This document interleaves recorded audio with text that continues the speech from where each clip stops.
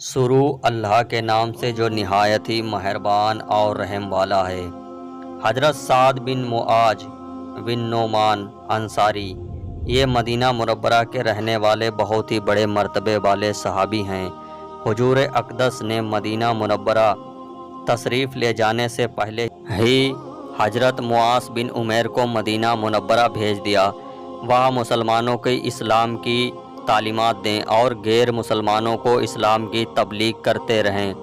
چنانچہ حضرت معاذ بن عمیر تبلیغ سے حضرت سعد بن معاذ دامن اسلام میں آ گئے اور خود اسلام قبول کرتے ہی یہ اعلان فرما دیا کہ میرے قبیلہ بنو عبد الاشحال کا جو بھی مرد یا عورت اسلام سے منہ موڑ گویا وہ میرے لیے حرام ہے، اسے کلام کروں۔ آپ یہ اعلان سنتے ہی قبیلہ بنو عبد الاشحال کا ایک بچہ دولت اسلام سے مالا مال ہو گیا۔ اس طرح آپ کا مسلمان ہو جانا مدینہ منورہ میں اسلام پھیلانے کے لیے بہت ہی بابرکت ثابت ہوا۔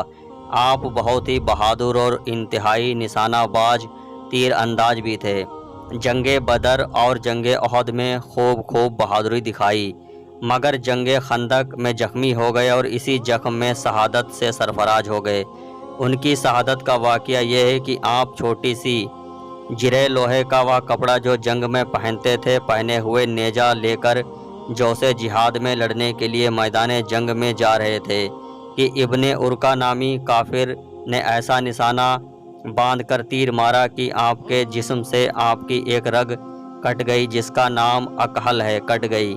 حضور اکرم نے اس کے لیے مسجد نبی میں ایک خیمہ گاڑا اور ان کا علاج شروع کیا۔ خود کو دست مبارک سے 2 مرتبہ ان کے زخم کو داغا اور ان کا زخم بھرنے لگا تھا، لیکن انہوں نے شہادت کے شوق میں خدا بند تعالیٰ سے یہ دعا مانگی کہ یا اللہ تو جانتا ہے کہ کسی قوم نے مجھے جنگ کرنے کی اتنی تمنا نہیں ہے جتنی کفار قریش سے لڑنے کی تمنا ہے۔ انہوں نے میرے رسول کو جھٹلایا اور ان کو وطن سے نکالا۔ اے اللہ تو یہی خیال ہے کہ اب تو نے ہمارے اور کفار قریش کے بیچ جنگ کا خاتمہ کر دیا ہے، لیکن اگر ابھی کفار قریش سے کوئی تاکہ میں تیری راہ میں ان کافروں سے جنگ کروں، اگر اب ان لوگوں میں سے کوئی جنگ باقی نہ رہ گئی ہو تو میرے اس زخم کو پھاڑ دے اور اس زخم سے تو مجھے شہادت عطا فرما۔ خدا کی شان کہ آپ کی یہ دعا ختم ہوتے ہی قبول ہوئی۔ اچانک آپ کا زخم پھٹ گیا اور خون بہہ کر مسجد نبی سے بنی غفار کے خیمے تک پہنچ گیا۔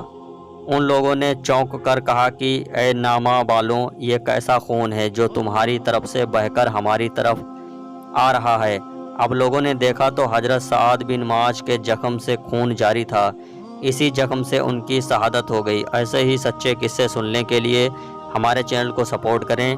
ملتے ہیں اگلے واقعے کے ساتھ، تب تک کے لیے اللہ حافظ۔